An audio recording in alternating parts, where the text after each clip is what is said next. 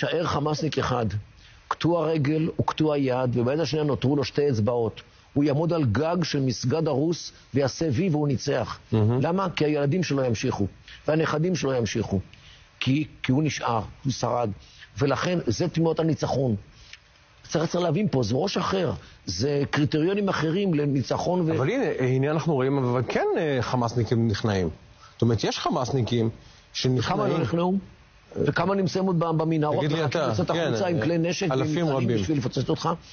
הסיפור הזה זה לא מה שרואים היום.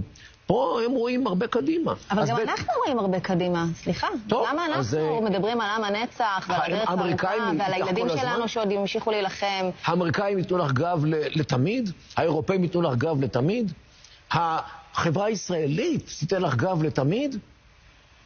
אלה השאלות החשובות. תראי, יש פסוק בקוראן שאומר, אין אללה מע הסאבירין.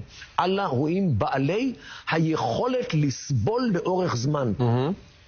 תבין, סבר, אין לנו מילה כזאת בעברית, כי אין לנו מושג כזה בעברית. סבר זה אדם שיכול להיות במנהרה 2-3 חודשים, לא רואה אור יום, בקושי אוכל, בקושי כלום, יצא עם הקלאץ' ויהרוג יהודים. למה? כי יש לו את היכולת לסבול לאורך זמן.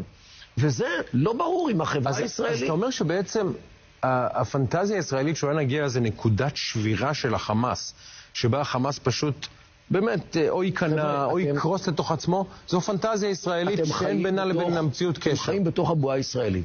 הם חיים למען אללה. אללה איתם. הם לוחמי ג'יהאד.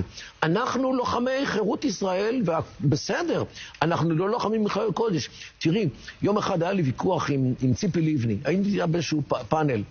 ואמרתי לה, פה המרכיב הדתי הוא דומיננטי אצלם. אצלם אללה הוא השחקן העיקרי במשחק, אם הוא לא השחקן היחיד.